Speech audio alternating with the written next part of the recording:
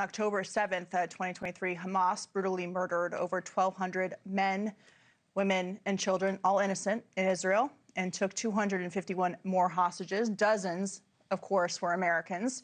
Today, the IDF recovered the remains of the last hostage in Gaza, Ron Gavili, is finally home. October 7th, in their own words, is a 100% verbatim play and documents the testimonies of those who survived the horror that day. Nothing edited, nothing omitted, just the pure terror of each and every story told in their exact words.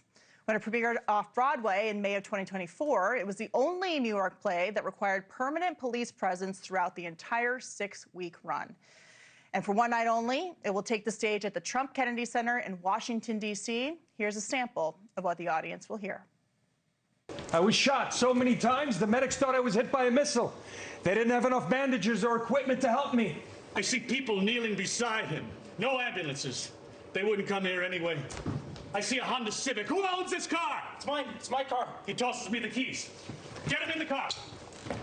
I see a couple lying in the street. No, wait! We've got my children, my son, my daughter. Why don't you take them to the hospital? I'm so sorry. They're dead. Joining us now are the play's writers and producers and friends of mine, McElhinney and Phelim McAleer. Thank you so much for being here. What a wonderful project. You have a history of doing amazing projects, but this is just absolutely so important. Why do you think this story needs to be told in this way, in the way that you're doing it with the play? So we were in Ireland on October 7th, 2023, when this happened, and we were quite shocked by the reaction of people in Ireland who immediately started talking about the electricity being cut off in Gaza. We're like, where is this coming from?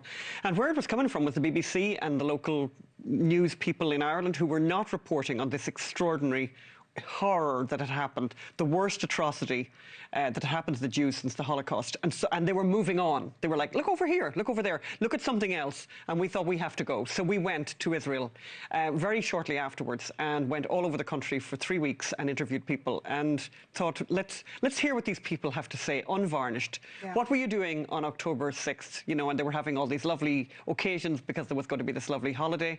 And then what happened on October 7th? Walk us through that process. You know, I also went to Israel to see the Noah Music Festival site. I went to a kibbutz that had been burned where people were murdered inside their homes, kitchens entirely gone, right on the border. And just talking to the survivors and hearing firsthand what happened, it's difficult to even process it. You know, what was it like talking to these people who had gone through this that day? Well, we were there for a very important reason. We were going to tell their story. So it was just important to get them to tell us everything and to get them to talk about, you know, that they were at peace on October 6th and that the war came to them on October 7th. It was one of the best days of our journalistic lives, actually. I feel it's what we were put on this earth to do, and that's why it's so important. This play is going to be in the Kennedy Center. It's been in New York, it's been at UCLA, it's been at Princeton, it's been at Bowdoin College. We want to take this play. Everyone needs to know that October 7 happened, needs to be reminded that October 7 happens. Why do you think that there had to be security outside of your play? Because people don't want to hear the truth. People have decided on another narrative. They want to point to something else, as I said. They want to talk about Palestine, and they don't want to talk about what happened on that day. And they want to shut it down. And they want to shut it down in any possible way. And let's be honest, they hate Jews as well. Yeah. There's a lot of Jew hatred around. I mean, which we all kind of didn't realise. Yes. We kind of didn't realise. And it's interesting talking to Jewish people who are saying, I never thought I'd see this in my lifetime again. And it's alive and kicking. And you may notice we have these Irish accents. And Ireland has got the dubious title now of the most anti-Semitic country in Europe, which is quite a competition to win. Yes. Yeah, it is, actually. You know, real quickly, what do you hope the audience takes away from this play?